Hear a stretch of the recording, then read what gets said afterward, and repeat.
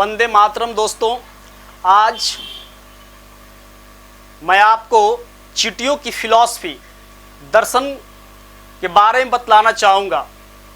चींटियाँ का जीवन संघर्ष से ही भरी होती है और उन चींटियों के उस संघर्ष भरी जीवन से हम व्यक्तियों को अपने जीवन के संघर्ष को सीखना चाहिए। एक शायर ने बहुत खूब कहा है, अरे हाथ से हाथ मिलाकर तो देखो, आंख से आंख लड़ा कर तो देखो। अरे हाथ से हाथ मिलाकर तो देखो, आंख से आंख लड़ा कर तो देखो। गोद में बैठा लेंगे ऐ मुश्किल तुझे, जरा तू सामने तू आकर तो देखो, जरा तू सामने आकर तो देखो।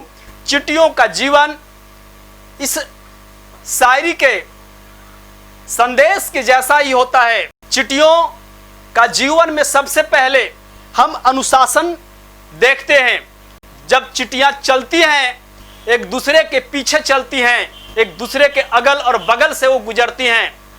चींटियों की ट्रेल को, लाइन को आप देखेंगे, कोई किसी के ऊपर से, कोई किसी के ऊपर से, ऐसे इंसान के जैसा वो नहीं चलती हैं। चींटियों के जीवन में एक अनुशासन होता है, वह एकदम लाइन से चलती हैं। चींटियां कभी रुकती नहीं हैं, वो लगातार चलते रहती हैं, लगातार चलती रहती हैं। किसी भी सूरत में चींटियां कभी रुकती ही नहीं हैं, चलती हैं, चलती हैं और चलते ही रहती हैं। एक ही स्थिति में चींटियां रुक सकती हैं, जब आप उन्हें मार दें, उनके शरीर में जान नहीं हो, ऐसी स्थिति में ही सिर्फ चींटियां रुक सकती हैं, थम सकती हैं।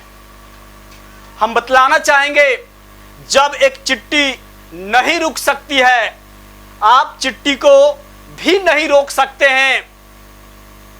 आप एक इंसान हैं तो आप कैसे रुक सकते हैं? अक्सर लोग कहते हैं, मुझे फलाने ने रोक दिया, मुझे चिल्लाने ने रोक दिया, मुझे उसने डिस्टर्ब कर दिया, मुझे उसने परेशान कर दिया, मुझे इस कारण से तंग कर दिया गया, इसलिए मैं रुक गया। आप चींटी से सीख सकते हैं। जब एक चींटी नहीं रुक सकती है तो आप चींटी से कई लाख गुना बड़ा शरीर, काया, भुजा, बुद्धि को लेकर तैयार हैं। आप क्यों रुक गए? आप क्यों रुक जाते हैं? आप क्यों थक जाते हैं? आप क्यों परेशान हो जाते हैं? आपको नहीं रुकना चाहिए, आपको नहीं थकना चाहिए, आपको परेशान नहीं होना चाहिए, आपको चलना चाहिए, चलते रहना चाहिए, लगातार चलते रहना चाहिए, लगातार चलते रहना चाहिए। और जब आप चलेंगे तो लोग तो पत्थर आप पर उछालेंगे ही, जब आप चलेंगे तो लोग तो आपको रोकेंगे ही, लोग तो आपको तंग करेंगे ही। लेकिन यदि आप चलते रहेंगे, चलते रहेंगे, आप नहीं रुकेंगे, एक दिन जो लोग आपको रोक रहे थे, जिस दिन आप सफल होंगे, लोग उस दिन आपके लिए तालियां बजाएंगे, लोग उस दिन से आपकी प्रशंसा करेंगे। क्या जिगर था व्यक्ति का, क्या साहस, उमंग और क्या संघर्ष उसने गजब का किया है। वह व्यक्ति बहुत संघर्षशील था, उसने सफलता को हासिल किया है। आपकी सफलता का लोग गुणगान करना शुरू करेंगे। इस बात को हम संतोष यादव नाम की एक लड़की, जो सबसे कम उम्र में और लगातार 2 बार भारत हरियाणा की रहने वाली लड़की संतोष यादव के जीवन से सीख सकते हैं, जो माउंट एवरेस्ट पर लगातार 2 बार, पहली बार 1992 में, दूसरी बार 1994 में, सबसे कम उम्र की लड़की लगातार 2 बार माउंट एवरेस्ट पर वह चढ़ती है, फतह करती है। जब वो हरियाणा के गांव में वह रहा करती थी, वह छोटे स्कर्ट लहंगा को पहना करती थी। गांव घर की मोहल्ले के पुरुष और महिलाएं उसे देखकर अक्सर उसको चिढ़ाया करती थी, क्या लड़की है, बेहाया है, पर्दे में नहीं रहती है, क्या लड़की है, संस्कार नहीं है, माई बाप क्या सिखलाता है, लाइक दिस लोग बोला करते थे। संतोष यादव इन सारे बातों को भरपूर सहा करती थी।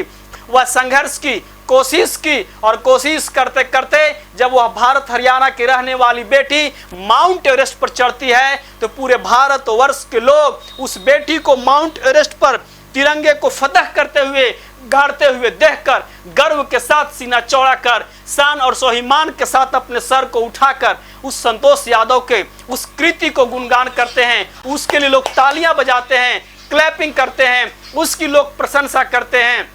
तो इस चीज को हम चींटियां से सीख सकते हैं। चिटियां बहुत जल्दबाजी में होती हैं, चलती हैं, दौड़ती हैं। चिटियां से एक और महत्वपूर्ण चीज हम सीख सकते हैं। चिटियां गर्मी के दिन में ही सर्दी के भोजन की व्यवस्था बना लेती हैं। गर्मी के दिन में ही चिटियां सर्दी के दिन में रहने के लिए अपना जगह बनाती हैं और अपना भोजन की व्यवस्था करती हैं। हम आपसे एक प्रश्न करना चाहेंगे, चिटियां सर्दी के दिन में खाने के लिए गर्मी के दिन में ही कितना भोजन की व्यवस्था बनाती होंगी? प्रश्न का उत्तर एकदम आसान है, उतना भोजन की वो व्यवस्था बनाती हैं जितना वो बना सकती हैं।